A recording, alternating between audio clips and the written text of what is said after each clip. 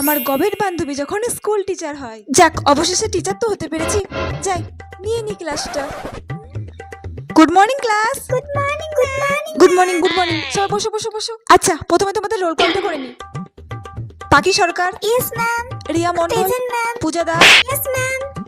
প্রথমে কোন ক্লাস নেব, কোথা থেকে শুরু করব, কিছুই তো বুঝতে পারছি না।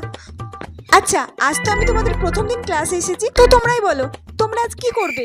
পড়াশোনা করবে নাকি গল্প করবে? তোমরা যেটা বলবে সেটাই করাবো আমি আজ। ম্যাম তাহলে অঙ্ক করা। অঙ্ক? ইস, অঙ্কিত তো আমি একদমই কাঁচা। কি করব? আমি তখন কিছুই পারবো না।